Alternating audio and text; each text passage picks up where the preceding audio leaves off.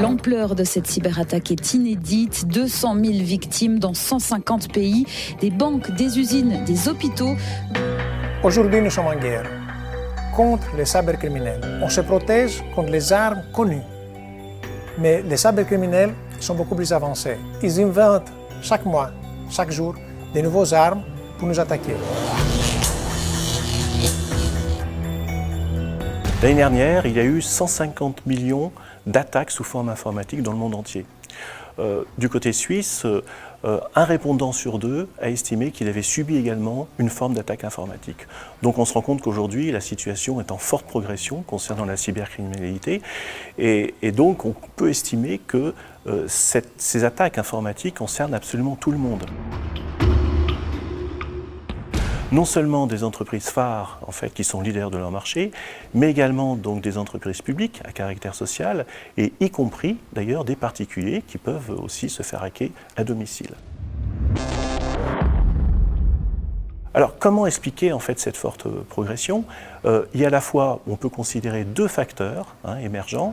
Un premier facteur, en fait, une progression de la transformation numérique des systèmes d'information en entreprise. On a effectivement une portabilité en fait des équipements de plus en plus grande.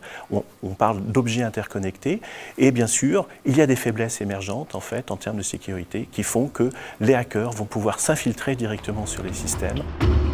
La seule chose qu'on peut faire, c'est anticiper d'où la prochaine attaque va intervenir et comment on va se défendre. C'est pas facile, mais c'est quelque chose qu'on doit faire. On doit nous protéger de toutes les directions.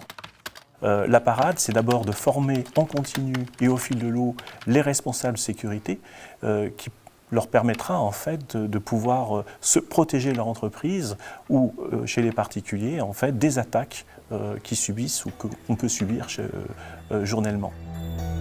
Ici, à l'Hospice Général, on traite des données sensibles d'aide sociale que l'on donne à des bénéficiaires comme les migrants. Et mon rôle au sein de l'institution, c'est de protéger justement ces données.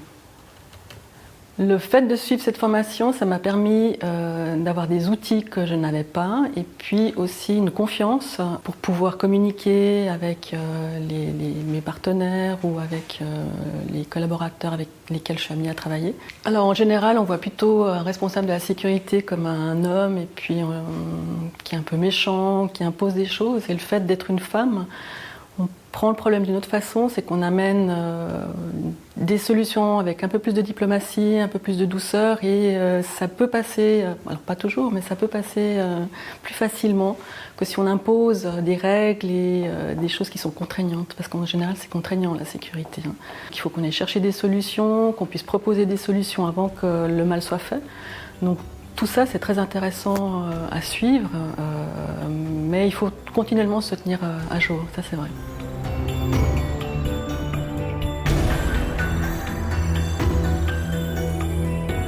Ah, j'oubliais, puisqu'on parle d'Internet, vous pouvez consulter toutes les informations sur notre site Casdasmas Infosec.